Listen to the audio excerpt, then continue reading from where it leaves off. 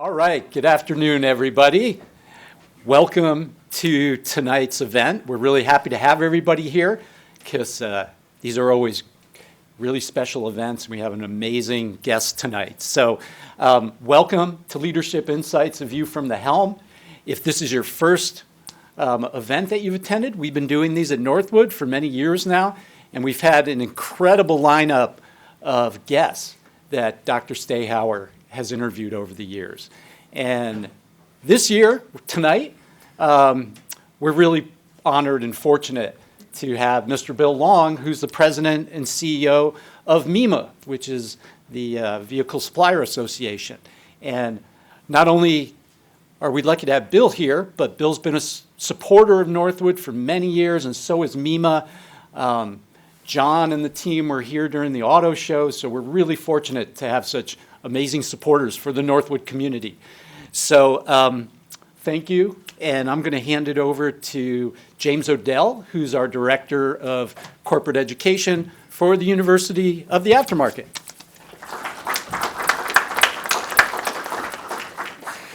It's great to be with you all, and I'm excited to introduce all of the students afterwards to a friend of mine, Bill Long.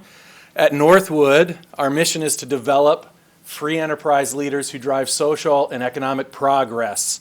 And we do that with a very specific philosophy of immersive learning, experiential learning.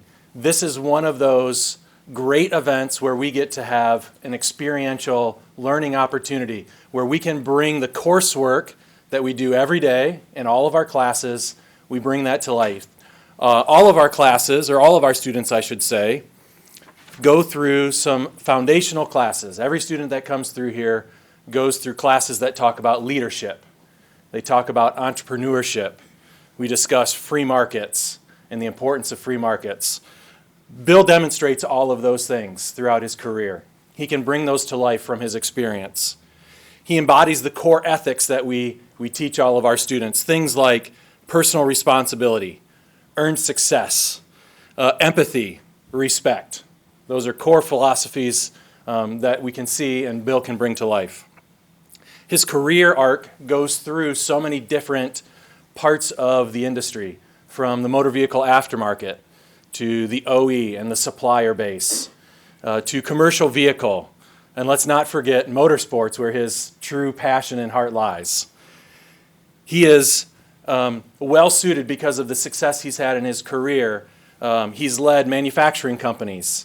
He's led sales teams. He's had category management groups report up to him. So many different business disciplines have reported up through him. He has had to lead and create strategy. Global enterprises. He can speak to so many different parts of our curriculum and so many different classes. And it's great to have him bring those things to life with his career and his stories. But what I want to do is tell you a story about Bill. How about that? I met Bill probably 12 years ago when I was a participant in the University of the Aftermarket Leadership 2.0 course here on campus. And Bill was a presenter to that class and has faithfully supported and contributed to that class over the time.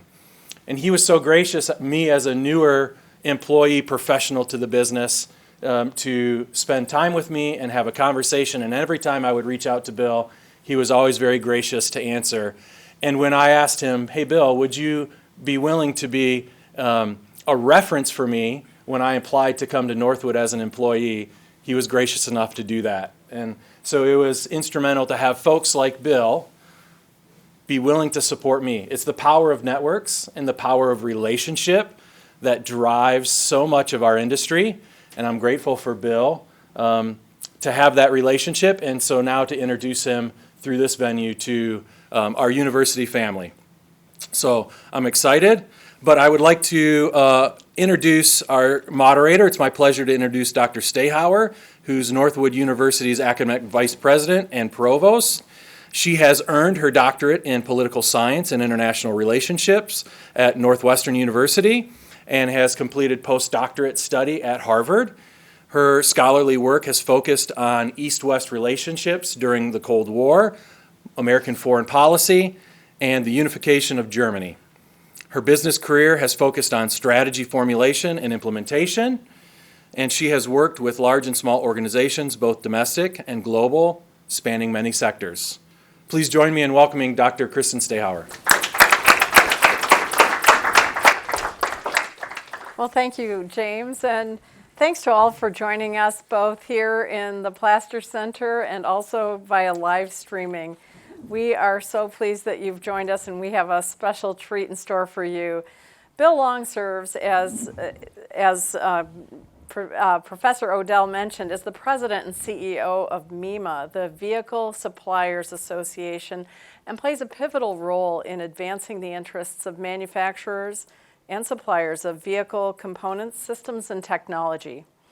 With a deep understanding of the industry's complexities and the evolving vehicle mobility landscape, Bill joined MEMA in 2012 as a division president before moving into his current role as president and CEO in February 2019. With over 4 decades of experience in the automotive and commercial vehicle supplier industry, Bill has held executive roles at a variety of organizations, including Dana Inc. and ProLiance International. His dynamic experience spans all market segments, including original equipment and aftermarket. Bill's leadership has positioned MEMA as a leading voice in shaping policies, promoting innovation, and advocating for the industry's contributions to vehicle safety, sustainability, and economic growth. Under Bill's visionary leadership, MEMA has undergone a strategic realignment to better position the organization for the future. His transformational guidance is deeply admired and reflects his unwavering commitment to the vehicle supplier industry.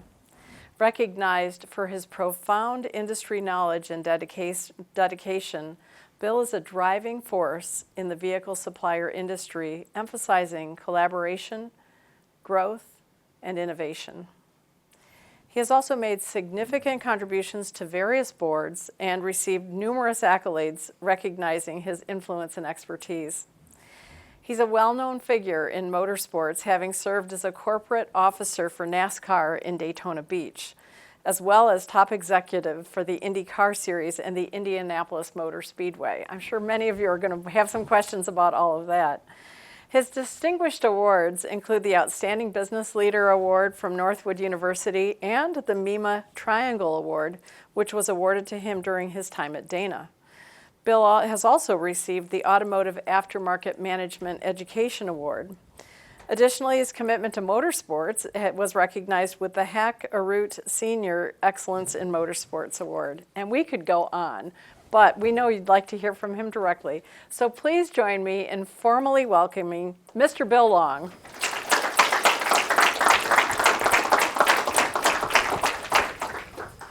Wow.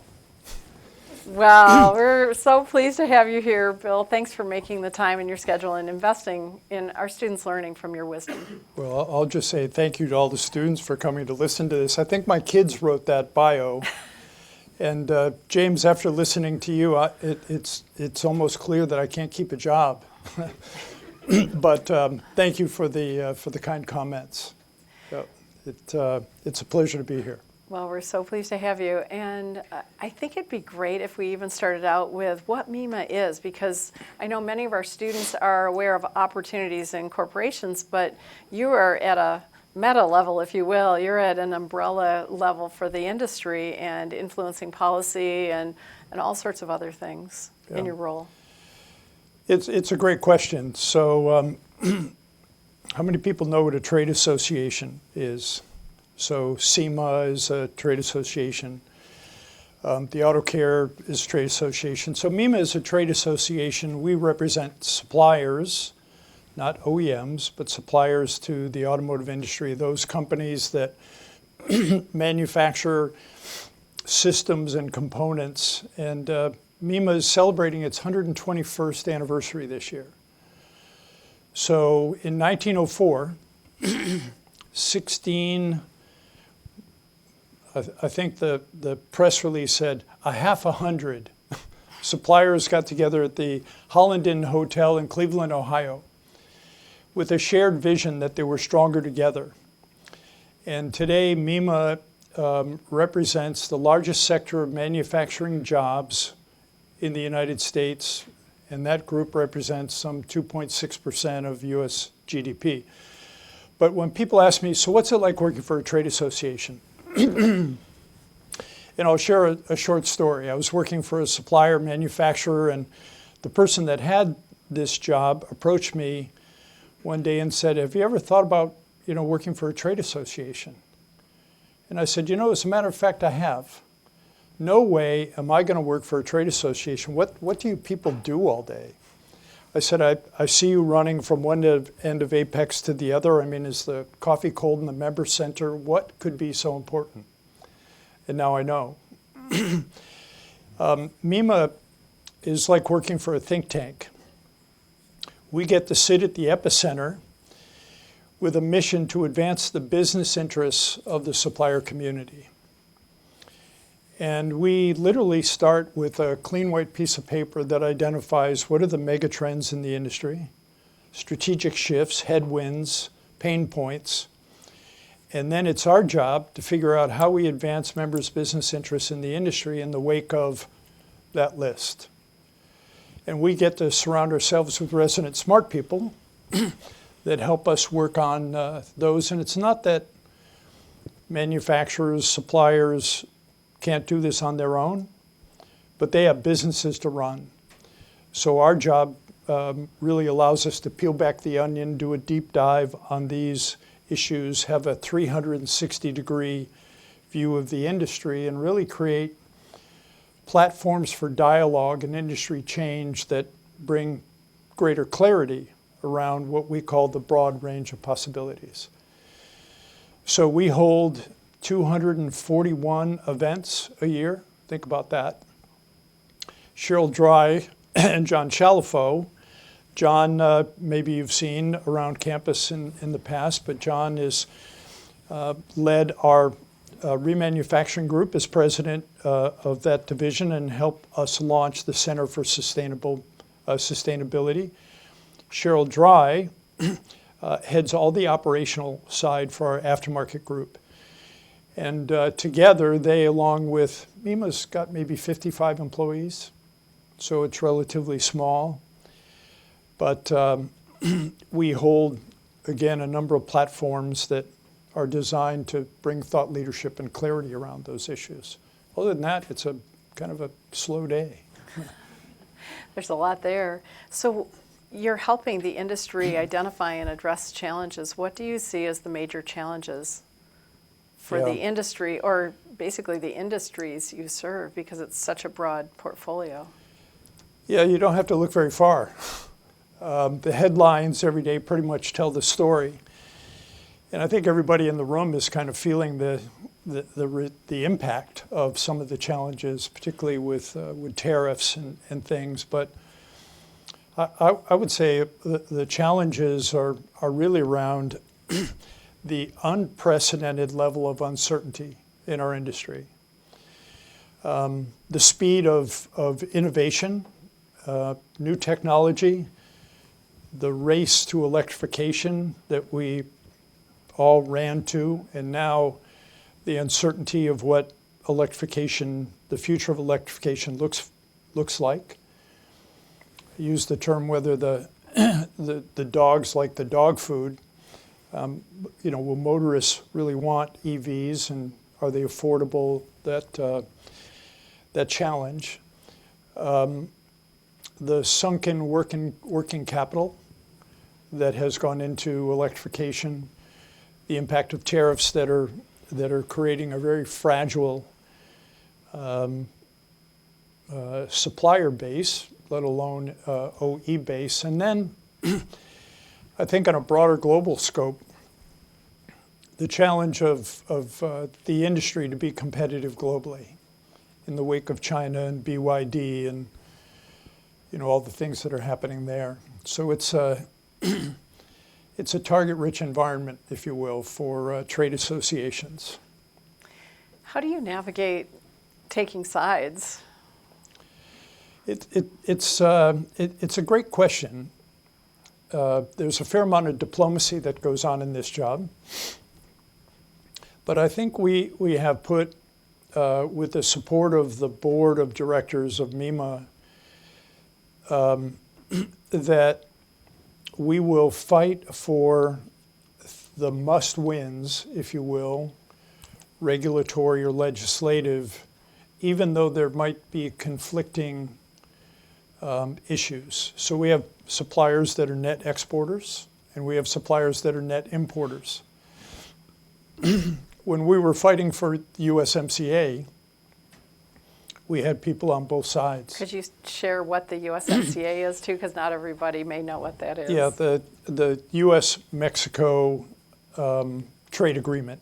So it replaced the North American Free Trade Agreement. It basically allows free trade between Mexico and Canada and the United States, which has really been a key enabler that has allowed the U.S. to have global competitiveness. The region has helped us really be competitive with China and other parts of the world. But and we have new technology companies and old technology companies, legacy companies. So when we're trying to promote policy, some are not in favor of electric vehicles because they manufacture internal combustion engine components and vice versa. So we try to get consensus and collaboration and move the industry forward and compromise, obviously, just in any dialogue. Yeah. There's quite a lesson in that, mentioning that you fight for the must-wins there. I think that's something that will resonate with our students. So fast forward, what do you foresee for the future of your industry? What will it look like, let's say, 20, 30 years from now? You know, my current reaction is that the future of the automotive industry in the U.S. is uncertain. Not to cast a dark cloud over the industry, but when you look at global competition today, the policies that the industry is being hit with, the long list of tariffs, we could spend all afternoon talking about what that means. Over the next 3 years, I think the Center for Automotive Research has calculated the industry is going to absorb 188 billion in additional costs to the automotive industry over the next 3 years. The price of a new vehicle is kind of out of reach for most already today. And when you look at vehicles made in other parts of the world, it's hard for the U.S. to be competitive. So that's one. But in the past 3 weeks, I've sat with Mary Barra, CEO of General Motors, Mark Royce, the president of GM, Roger Penske,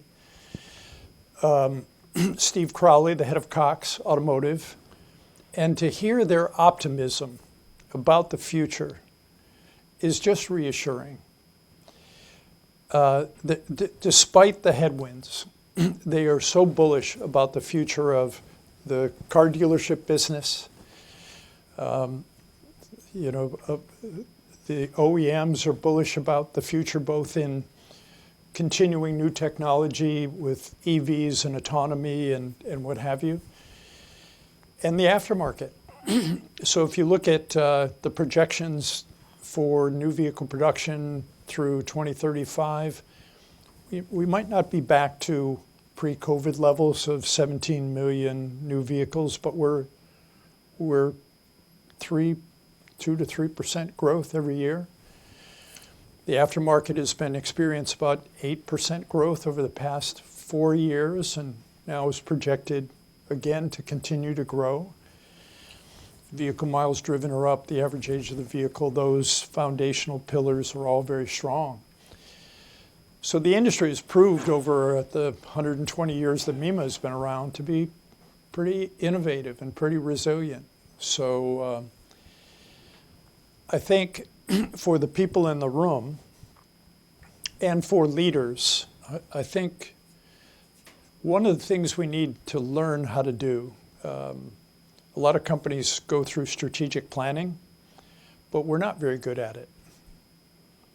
The corporate headquarters sends over the documents, you fill out the forms on the growth and things, but we don't spend time to talk about and plan for the broad range of possibilities. I said to a group of automotive aftermarket manufacturers, they said, so give us an example of how we would do that. And I said, so what would your business look like if all 16 million new vehicles produced next year were all EVs? What would your business look like? What would your business look like if, if we were at war with China over Taiwan? What would your business look like? And the risk of that, I've been told, is not zero, which means it's might not be a certain inevitability, but it's a possibility. So how do we begin to think about creating a resilient business? And then I can tell you unequivocally, the industry needs you in this room. We need the diversity of thought.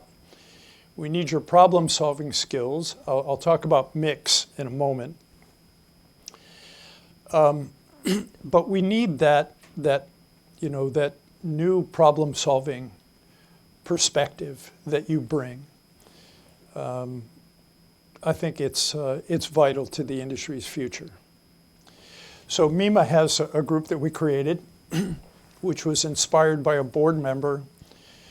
So instead of having old guys like me create a young leaders group to mentor young people like you, we reversed it. And we said, the people that really need mentoring is guys like me. So we created Mix, their term, because they didn't like the word millennial. So it's modern industrial experts. And the board of directors of MEMA create challenges that they're trying to address. And we present those to our Mix Council of young people. And this reverse mentoring, it's their job to come back and say, if I were you, I'd do this. And what you're doing now, I'd stop. So the feedback has been incredible. And I've suggested to Northwood of creating a reverse mentoring mix group to help the industry. And we'd be glad to share the long list of problems that we have, no pun intended with the long part. But I'm sure there are many students in the room who'd jump at that opportunity. And we would love that. So we should follow up on how we might bring that to life. So that's a great segue into our next question. And by the way, these questions came from our students. So this reflects what they're interested in learning. What advice do you have for someone starting their career generally and then also in your industry? Hold out for the signing bonus. No.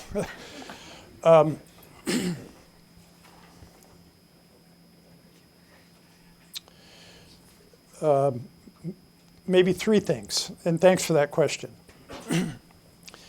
One, don't be afraid to speak up. So if you're entering into a new position, I don't care what it is, don't be afraid to share your perspective, because any company that you have joined and you're part of, they want your voice. They want to hear your voice, and that will help you be heard. Two, take your boss to lunch. I don't care if it's your boss, and don't be bashful. Don't stop with the person that hired you. Call the president, call the CEO.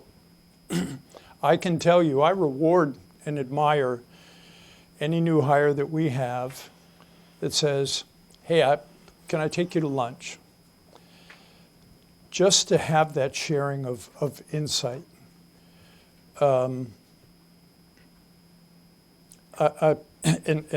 would continue to do that throughout your career, but that's a good way to start. I also advocate, I have kind of two philosophies, and one, get to know the business model and the value proposition of whatever company you join. Understand the math, how it works. If it's a car dealer, if it's an auto parts store, by the way, I started my career at a Napa auto parts store as a delivery truck driver. This is, between in this room and those on the screen, but I had that job until I crashed the boss's delivery truck. And then I was immediately promoted to the counter. So if you want to get promoted from the delivery truck to the counter, just crash the boss's truck. But take the time to learn what the business model is and the value proposition. And then maybe career-wise, two things that I would suggest. And the people that work at MEMA, I'm a broken record on this. But I think in this works maybe in a lot of things that you do. But I practice seek first to understand before being understood. Cheryl's smiling. She's going, oh no, here we go again. And two is to begin with the end in mind. So if you develop those habits, I think when you have that lunch with your boss or his boss, seek to understand what keeps them awake at night. And by knowing those things, I've found in my career it's caused me to think differently, because I've got a greater understanding of the things that are really driving the business from a higher level, which then makes me understand, the company and the people that I'm working for. So just a couple points. That's wonderful advice. What change would you like to see happen in your industry? Three things quickly. The elimination of distracted driving. 36,000 deaths in 2024. Kind of passionate about that. So we continue to build technology that will help survive a crash, but that's not working so well. Even though the number of fatalities has declined 3.8% from the prior year, it's a staggering number. So I'd like to see how we figure that out. I'd like to see greater diversity in the industry. We're starting to see a lot of movement, creating opportunity for diversity of thought in the industry, and instead of an entire industry of old guys sitting around looking like me that are involved in the business. Those would be a couple of the things that are kind of on my radar. And what do you see as the most exciting opportunities in your industry right now? We talk about this a lot. We have an office in Washington, D.C., and we fight all the issues every day and the headwinds, but it's really the opportunities that drive us. So if you think about the industry 20 years ago, we were metal bashers. And today, the industry is a high-tech industry. All the technology and innovation of any industry you could find is in this sector. So the software-defined vehicle, automotive, or ADAS, automated driver assist systems, data, and how you use it, and how it can change the industry. Particularly on the aftermarket side, just right part, right place, right time, prognostics, failure rates, supply chain efficiencies, those kinds of things. And it's been said that without change, there is no profit. So we've all seen products that have been around for a number of years and they become commodities because there's no new technology. the industry is going through a lot of change, so there's a lot of opportunity and profit to be had. And I think in this job and almost in any career, in any job, we're all problem solvers. Here's the problem. So I think there's the automotive industry. There is a lot of opportunity for growth and innovation, and how do we improve mobility? How do we improve, fatalities? How do we deal with the environment? All those issues. So. Without change, there is no profit. Without change. That's a big takeaway. Without change, there is no profit. That's right. There's opportunity. Just look at all the legacy automobiles and why car companies create new ones. They're not making money on the old models. OEMs or tier one suppliers are creating new technology, and all the car companies are trying to attract the suppliers to be the first ones to be granted that technology, whether it's from Bosch or Schaeffler or ZF, any of the big companies. So it's almost which OEM can treat the suppliers the best, so that the suppliers will take the new innovation and give it to an OEM so they can be the first to generate the greatest amount of profit. Such an interesting angle on competition. Yeah. So what advice would you give those in the room on leadership lessons you've learned? I already touched on a few of them.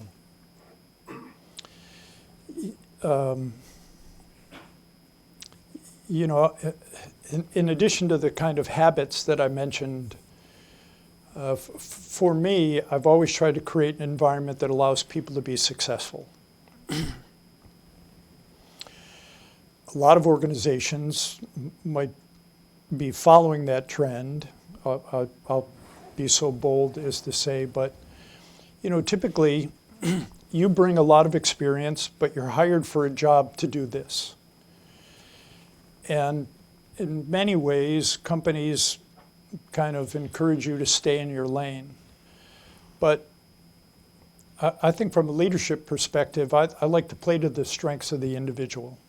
And when you get in these leadership roles, I would encourage you to do the same. In a football analogy, if you've got a great quarterback, you kind of build the offense around a great quarterback. But if he can run the ball, you don't tell him no. He's got the talent. So, just identifying, recognizing the potential and what people bring to the discussion helps drive diversity of thought, and so that's kind of a leadership style for me. The other one is, and I'll be bold enough to share my cheesecake theory of leadership. So imagine you've got a piece of cheesecake in your hand. Put your hand up. Cheesecake, there it is. You can kind of move it around. You've kind of got control of the cheesecake, right? Now, slowly make a fist. And what happens? The cheesecake kind of oozes through your fingers. You kind of lose control of the cheesecake. Moral of the story, if you want greater control, loosen your grip.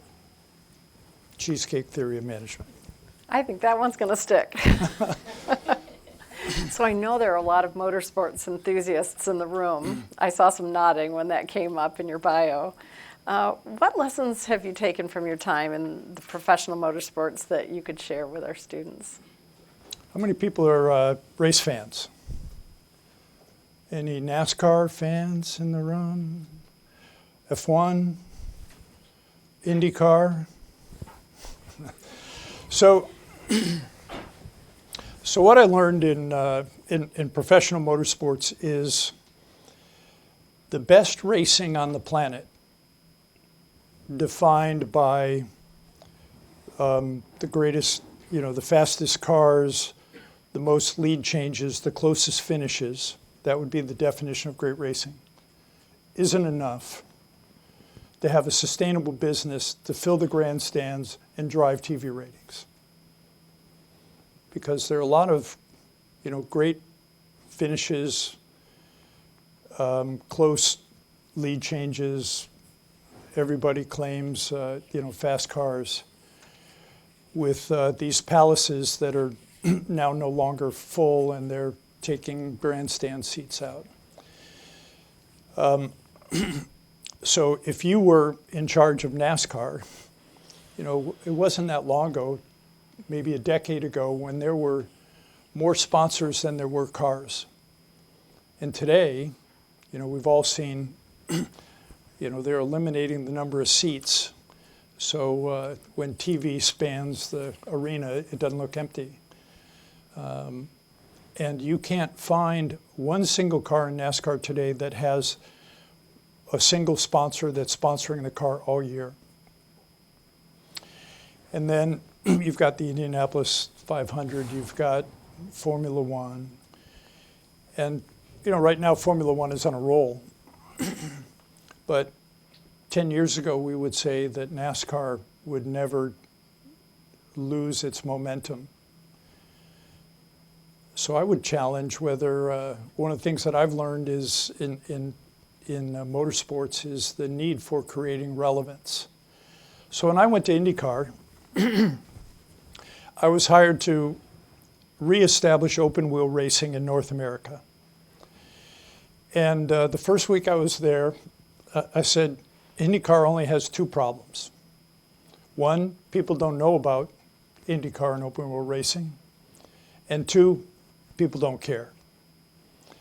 So all we have to do is solve those two problems. That's kind of big. The first one was easy. It's on this channel, it's on, this location and these dates, but making people care and creating relevance is, I think, what I learned more from professional motorsports. And that thinking, you could apply to any auto parts group, any business, any event marketing that we do. Could you give us some examples of how you have made people care? Sure. So most motorsports properties promote the event. So we've got 16 events, and that's what they market. So they have 16 products. At IndyCar, it was the 16 races plus the 30 individual drivers that were all products. So I wrote the brand architectures for Danica Patrick, Dario Franchitti, Elio Castroneves, Tony Kanaan, so that we identified what their brand was, what demographic they could own, and then we marketed specifically to those regions. So we got Elio Castroneves on Dancing with the Stars, which he won that year. And Tony Kanaan and Dario are both Latin American. So we targeted that market, and then sponsors that were interested in owning that market, we helped connect. And then we launched, like the NFL fan experience. You go to the Super Bowl, they have this punt, pass, and kick thing. We launched the IndyCar fan experience, where we were doing downtown street parties with the Indy Live stage. So we held a concert downtown Chicago before the race. We had the kids' tent. We had the pit stop challenge with Indy cars loaded up with Codemaster video games, and they'd compete for qualifying at the Indianapolis 500 on Codemaster, and just created that viral kind of network. But it's dynamic, I would say. And we do a lot of that now just at MEMA. How do you get members engaged in sustainability? A lot of them know about the Center for Sustainability that we launched, but how do we get them to care?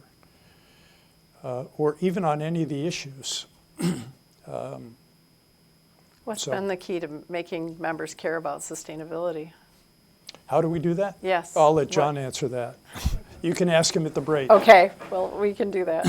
And our answer is that we're not talking about, we frame that not as much about being a good citizen to the environment, but how do you create strategic advantage through sustainability?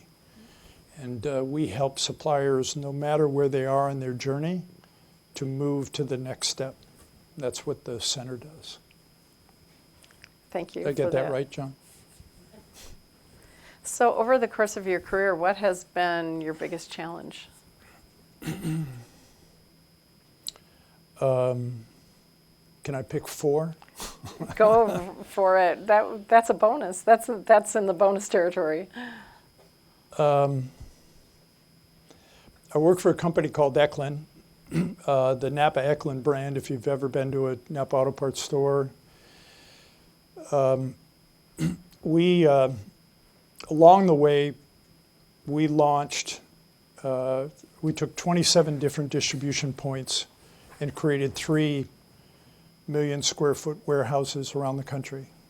Move all our distribution into 3 locations. And the software didn't work. So we were, maybe had $70 or $80 million worth of business with Genuine Parts Company in Napa. And we couldn't ship. We went for months with a 40% line fill. And my boss that I worked for at the time had a nervous breakdown because of it. So I had to step in and handle the investor questions, hold on to the Napa reputation. We pulled all the salespeople off the street, handed them a fax of a customer order, took all the product in the warehouse and lined it up numerically, and pulled orders manually, and then we didn't know how to invoice. So it'd be like if you went to a restaurant and you ordered breakfast, like, scrambled eggs and ordered pancakes and bacon. We might ship the eggs on Tuesday, and the bacon might come a month later, and the pancakes, who knows? So that was a pretty difficult time. The IndyCar, job was pretty challenging because we went through this period of when you think of IndyCar and open wheel racing, you think of what? And on a good day, people didn't think of anything. And on a bad day, all they thought about was the separation of championship auto racing teams, CART, and the creation of the Indy Racing League. So that trying to create that top of mind awareness and some of the things that we talked about was a challenge. And then maybe the last one with MEMA, and a couple of years ago, we recognized that if MEMA continued to stay the way that it was, that the risk of staying the way that we were was greater than the risk of change. So we are realigned and positioned MEMA for the future. Imagine you were the head of Coca-Cola, and you're going to now eliminate all the brand names that people are familiar with. And then you're going to take all the jobs internally and change the job responsibilities of everybody in the organization. So that's what we did 3 years ago at MEMA.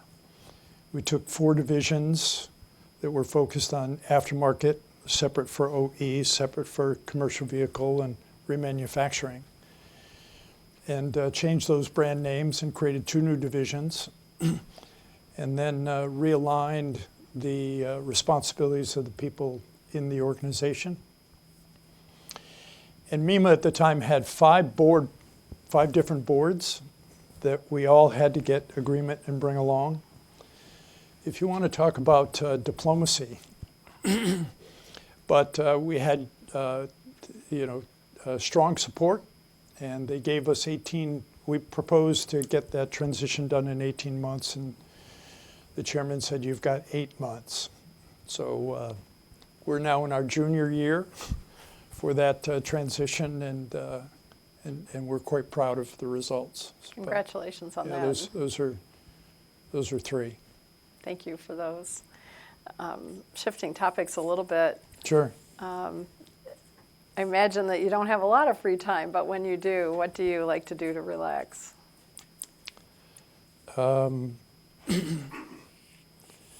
Maybe, well, full disclosure, so in the motorsports world, I still moonlight as a NASCAR official, as a chief starter and flagman on the weekends. So on a Friday or Saturday or Sunday night, you can find me on a flag stand at a racetrack, throughout New England, primarily with the NASCAR Modified Series. So that would be one, is if I don't get enough of this during the week. You truly love it. So my dad was a NASCAR official the day that NASCAR was founded in 1948 until 1975. So I started going to racetracks since I was 4. So I guess I can't shake it. I've been known to play a little piano, so I do that to relax a little bit, and then I actually do little stained glass projects. So between those 3, it takes my mind off of USMCA and Washington, D.C. By the way, MEMA has 3 offices, one in Washington, 2 blocks from the White House, one in Southfield, Michigan, and then one in Raleigh, North Carolina. And usually when people ask me where I'm from, I tell them the ticket counter at Delta Airlines, because I'm generally on about 120, 150 flights a year, give or take 1 or 2. So another question our students have is, what is the best compliment you've ever received? Usually from my 2 girls.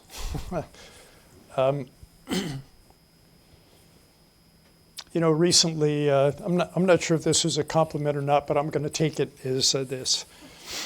So Roger Penske was at the Automotive News 100th celebration, receiving an award for his contribution over the past 100 years. And I'm sure you've heard the name Roger Penske. And I went up to him, haven't seen him in, one-on-one like this for a number of years. So I reminded him of where he knew me. So I said, you may remember me, I was the Vice President of Marketing, Chief Marketing Officer for IndyCar. And his response said, "I remember you, and we need you back." This was just a month ago. So getting, that response from a guy like Roger Penske, after all that time, I mean, it's 20 years since I worked for IndyCar. But I took that as a big compliment. It's pretty awesome. Yeah, that was fun. Another I question. might take him up on that. Yeah. Another question from our students is, what do you want to be remembered for? A lot of people think about their legacy. I've never been one to, to think about whether I wanted to be remembered or what I might want to leave behind. But I think I'd like to be remembered for, again, creating an environment that allowed people to be successful, and kind of the number of people that I've worked with that I have helped their careers. I can name, a couple dozen people that are in senior leadership positions today that I help shape and move their careers along. So that mentorship and then, I've always prided myself is always trying to be a professional, do it right, even when doing it right was not always the popular decision, but it was the right decision. And then this will be contrary to my answer, but humility.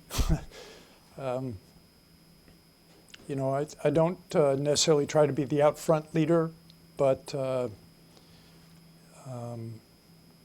you know, I don't particularly see a hierarchy of leadership within any of the groups that I've worked with. So it's always been a partnership. That's a wonderful note on which to go to the Q&A, because we know our students, both and the viewers online, have questions. So there's a live microphone in the room, and there's also a QR code to scan and submit questions online if you have them. And John and Cheryl are not allowed to fact check.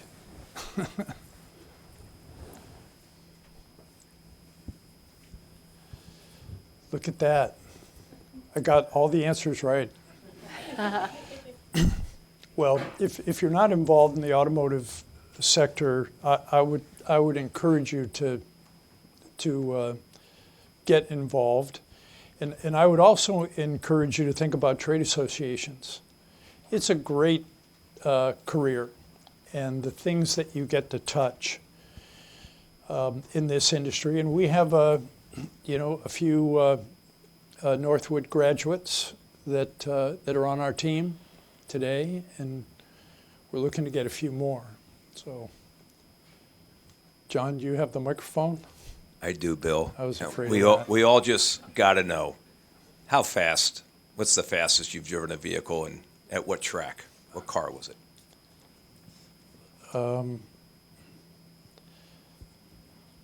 So the fastest I've driven a vehicle wasn't on a track. So in full transparency, I guess two things. So I'm a member of the 200-mile-an-hour club in an Indy car, but I wasn't driving. So IndyCar has a program where they've created a two-seater IndyCar, so it's fighter pilot. And I was part of the creation of that when I was at IndyCar during my time there. So the 200-mile-an-hour club is you sit in the back seat with Mario Andretti as the driver, and they run you around the Indianapolis 500 or the Indianapolis Motor Speedway in excess of 200 miles an hour. And coming off of turn 4 down the front stretch, you can literally almost reach out and touch the wall, because Mario will, and you can feel the vacuum. There's this big red button that if it's a little too intense for you, you can push the button, and Mario may or may not slow down because the button is only a light for him. And then I drove a Indy car in Las Vegas at Las Vegas Motor Speedway, and was fast enough to qualify for the kart race that particular year. So that's. But I owned a 1966 427 Cobra that. Do you wish you still had it? Yeah, well, 470 horsepower. The thing weighs about as much as a cup of coffee. And I bought it with 4,600 restored miles on it. And I think I had it for maybe put 1,000 miles on it. And I took it to a Cobra restorer in New York, in Long Island, to have the motor redone. And he said, "What do you want?" And I said, well, because he said, if you start giving me a lot of specifications, torque curves, horsepower, it's going to be really expensive. I said, I only want two things. I said, I want sprint car-like throttle response, and two, I never ever want anybody going by me on the highway. So that was the fastest I've ever been on the road, and I won't admit the speed, but... How's it going? My name's Adam Malay. I'm a Hey, Adam. sophomore here. automotive aftermarket major. I Nice. guess my first question is, I guess you might have just answered it, but if you had like to keep one car, had a dream car, what would it be? And then my second question is, if you had like a recommendation or like could give like a pathway for like somebody that wants to get into like the motorsport like area of like the business, Yeah. like how I go about doing that. Yeah, no, good questions. So I ask that question a lot about if you could own any vehicle that was ever made at any time, what would it be? And my answer is always the same. It's a 1958 short wheelbase California Spider Ferrari. Spoke wheels, kind of subtle, kind of got that, TR6 look to it.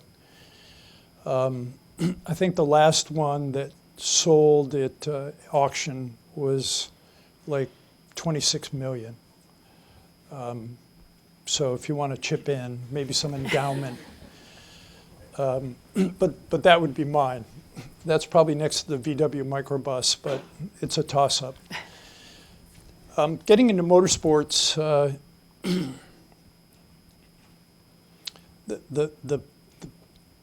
the path is, my recommendation would be through the team side.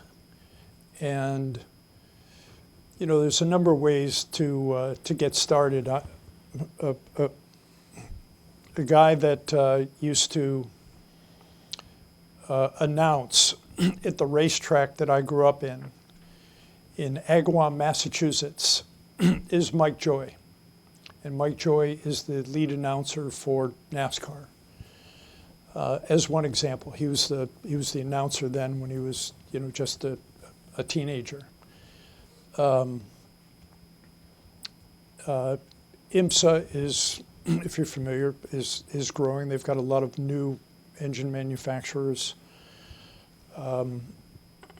Reaching out to teams, just making that connection. The stories of people that, just made that contact. Hey, can I come and, I'll clean the cars, whatever it is. Ray Evernham, Jeff Gordon's crew chief for many, many years, started that way. And he ended up becoming the most winningest crew chief. And so there are a lot of stories that, so if it were me, I'd probably take every NASCAR, IndyCar, and IMSA team, go down through the list of who they are, and I'd drop a personal note. Hey, can I take you to lunch? It's interesting how those doors open. We have an interesting question from online. With the automobile manufacturers making profits on model changes, why don't we see a shift to the Tesla architecture model that rely on less parts and chips? So make sure I understand the question. Why don't OEMs move to an architecture that's more like Tesla, that uses less parts? I think so. So the fewer parts and probably simpler architecture for easier model changes is what I'm reading into this. Yeah. So there are two answers to why that, hello online, the two answers on why that OEMs aren't racing toward electrification. One is the age-old issue of consumers drive demand. So are we at a point yet where consumers have confidence in getting over the range anxiety, the infrastructure for charging? And if you look at the cost between a hybrid, the cost of ownership for a hybrid vehicle just in gas versus an electric vehicle, It's still a pretty big swing in a lot of states where electricity might be more expensive. So that would be one. Two, there isn't enough volume or demand for an EV to have enough capacity utilization to have a vehicle that they can make money on. So right now, every EV that they make, they're losing money. And the only way that they could make a vehicle affordable, quote unquote, is through government rebates. And the cost of components is not the defining factor for profitability with an OEM. So Thank you for that. that's my final answer. Well, actually, it is your final answer because unfortunately we're out of time, and we're going to be holding a reception afterwards for those who've joined us here on campus. And I know our audience members have even more questions for you. But Bill, thank you for sharing your wisdom. Thank you so much, and thank you for your insights, attention. And we clearly see why you're such a leader in our industry. So wait, but wait, there's more. The lightning round. To wrap things up, we're going to hear from a student who is just outstanding. Logan Wilmot is a student from Oxford, Michigan, and he's majoring in automotive aftermarket management and has a minor in finance. That's a power combination. And he's going to share some key takeaways to wrap things up. Fantastic.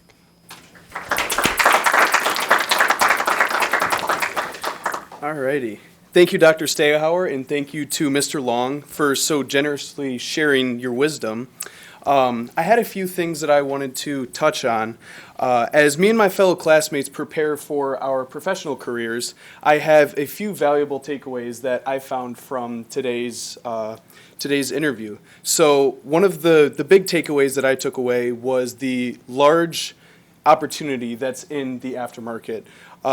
As you said, 8% growth. There's a lot of optimism as well in the industry. Another big thing that I really liked was that you mentioned that the industry needs young problem solvers, and that there's a lot of different opportunities, whether that be with suppliers or whether that be in trade associations like MEMA. And lastly, I would like to highlight the cheesecake analogy.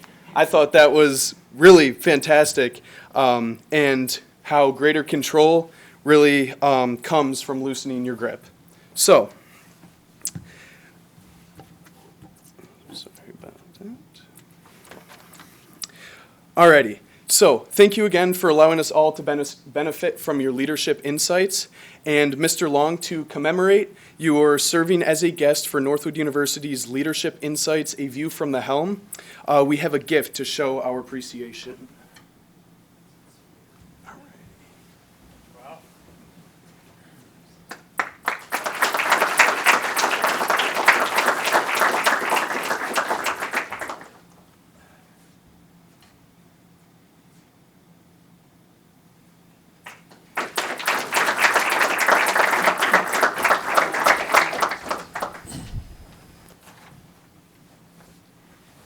So thank you for joining us this afternoon. It's been truly inspiring, and that will wrap things up. And those of you who've joined us here, please join us for the reception and have an opportunity to interact with this inspiring and outstanding leader. Thank you.